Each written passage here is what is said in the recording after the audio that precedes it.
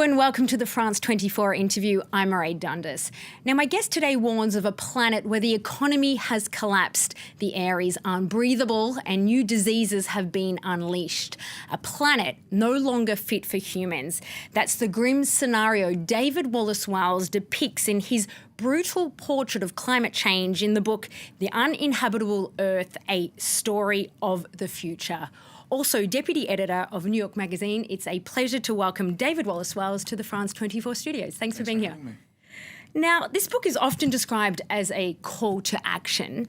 David Wallace-Wells, journalist or activist? I think of myself as a journalist, and I think of the book as a work of journalism, which is to say I think its main job is to describe the state of the science and then to get beyond the science a little bit into what we know or can start to think about how human life beyond climate impacts will be changed by dramatic climate change. So not just what what heat waves and natural disasters might be brought, but how it will change our politics and our geopolitics, our culture, our sense of our relationship to capitalism and to technology. And I think the impacts from climate change are likely to be so profound that all of those relationships will be changed too. We'll be living in a very different world as soon as a few decades from now if we don't change course. As you just mentioned a little earlier, in your lifetime. Yeah, it's, by 2050, if we don't change course, we'll be at about 2 degrees of warming. That will mean we'll have the damages from storms and sea level rise growing 100-fold from where they are today. We'd have hundreds of millions of climate refugees, according to the UN. Cities in South Asia and the Middle East would be so hot during summer that you wouldn't be able to walk around outside without risking heat stroke or death. And just north of 2 degrees, probably at about 2.1 degrees, we'd probably lock in the permanent loss of all of the planet's ice sheets, which would mean over centuries, 80 meters of sea level rise, enough to drown 2/3 of the world's major cities if we didn't move them. That impact will take place over centuries, so we can adapt, but some of these other impacts are going to happen much, much sooner. In fact, they're already here. I think about Houston in the United States. This is a city that was just hit by its 5th 500-year storm in 5 years. This is a storm we'd expect to see once every 5 centuries. 5 centuries ago, Hernando Cortez had just landed in Mexico. No Europeans were living in North America. So we're talking about a storm that was supposed to hit once in all that time, and Houston's been hit by 5 of them in the last 5 years. So we're already living in an unprecedented world, and in very short order, it will become almost unrecognizable, I think. Now, you say it's worse, much worse than you think. These are now famous first lines of your book. They're deliberately alarmist. You admit it yourself. Is fear the best way to get people to act? I think it's one very good way. I think everyone will be motivated by different forces and will be moved by different facts and features of the story. I think this is a saga that is enormous, all-touching. It affects every aspect of modern life, and we shouldn't expect that everyone will respond to it in precisely the same way. But I think for a very long time, scientists and activists and certainly journalists were so reluctant to scare the public that they weren't actually being honest about what the science said. And as a result, the public, I think, was relatively uninformed. They had a misleadingly sanguine impression of what was to come. We were long told that climate change was a very slow story, that it took place over centuries. In fact, half of all of the emissions we've produced in the entire history of humanity have come in just the last 30 years, which means we're doing this damage very much ourselves. We were told about the story almost exclusively in terms of sea level rise, which meant we could feel if we lived anywhere but the coast, we were safe. But the more you learn about the economic impacts, which could produce economic declines twice as size as the Great Depression and permanent, to the effect on conflict, which could double by the end of the century if we don't change course, to the effect on agricultural yields, which could fall in half by the end of the century if we don't change course, you realize that this is not a story that is happening in one particular place that we can escape. No matter who you are, no matter how wealthy you are, this story will be part of your story over this century. So it's an all-encompassing saga. And we were told for a very long time that 2 degrees was about the worst case that we could expect. We're at about 1.1 degrees today, which is already hotter than the planet has ever been in the Earth's entire history. But we're likely to get at least 2 degrees, at least 1 more degree, get us north of 2 degrees. And that level of warming, which scientists call catastrophic and the island nations of the world call genocide, is looking now more and more like a best-case scenario.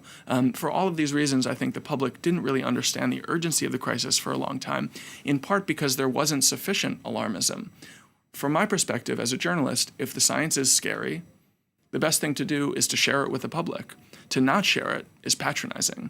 And so while I agree that my book is alarming, I don't really think of myself as an alarmist because I think that all I'm doing is being transparent about what the scientific community knows and trying to produce some effect in the reader where we respond to this crisis in some way that approaches the scale that the science itself demands. As a fellow journalist who also covers climate change, I also, though, have the impression that in recent years the language has become more alarmist to the point that now nothing shocks anymore. We talk about conflict over of lack of food, of total coastal nations disappearing.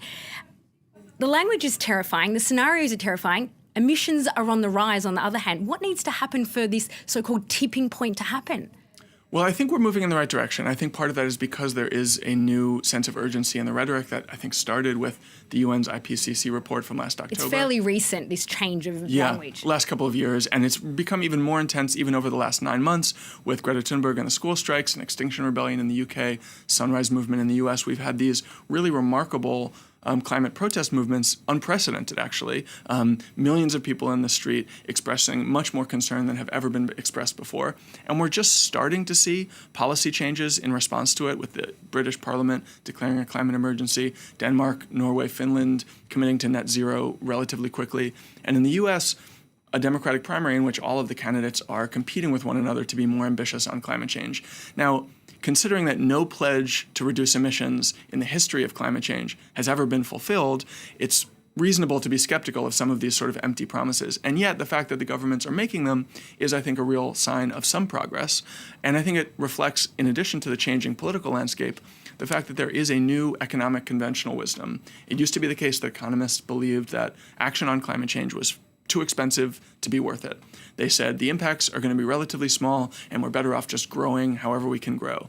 But that's really changed over the last few years, and now almost every economist would tell you we'll be better off if we act faster rather than slower. And I think that's another reason why we're just beginning to see policy change. But as you note, emissions are setting records every year.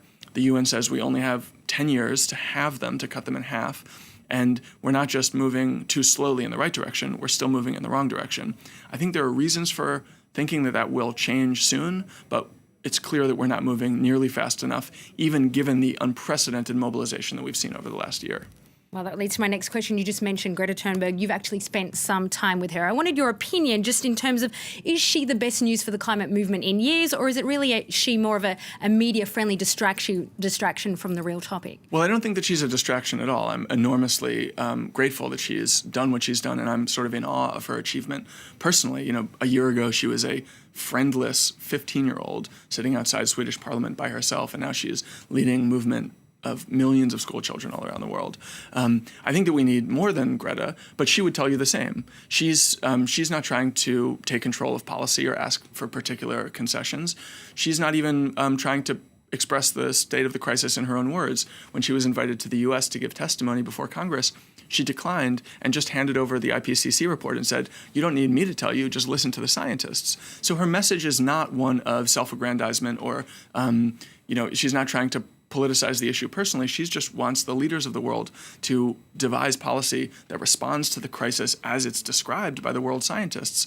And I think that message is almost inarguable, which is one of the reasons why I think she's been such a powerful spokesperson.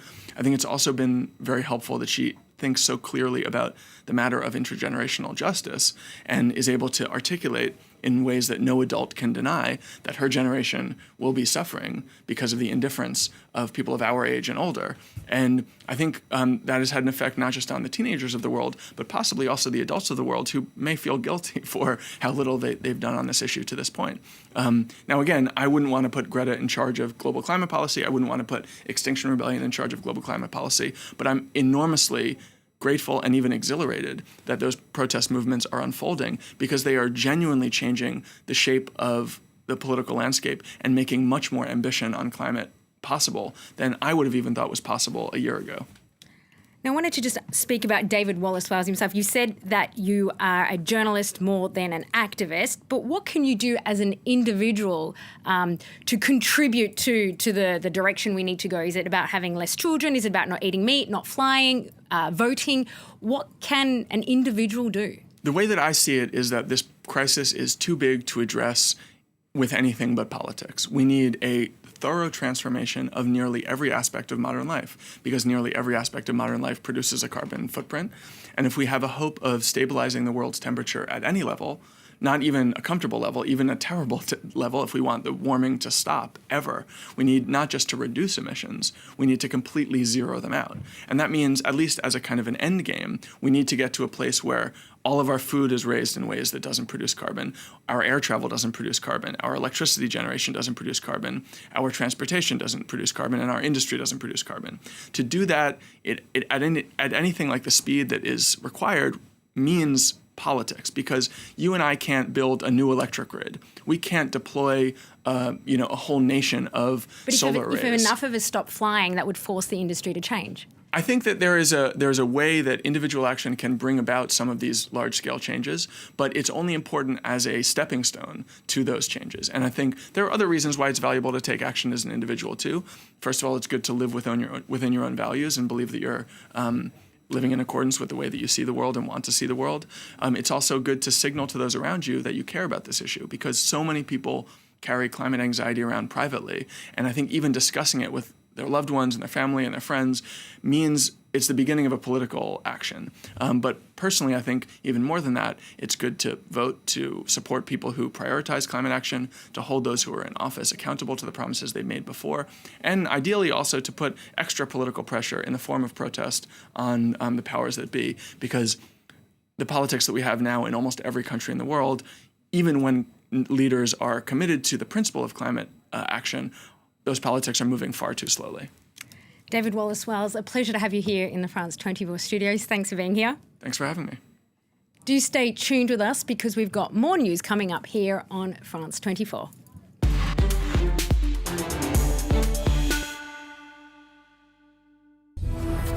Six years of civil war in South Sudan, but a peace agreement is at last providing hope. Former enemies are praying side by side for a shared future. But the 100,000 people in the Bentiu refugee camp still need UN protection.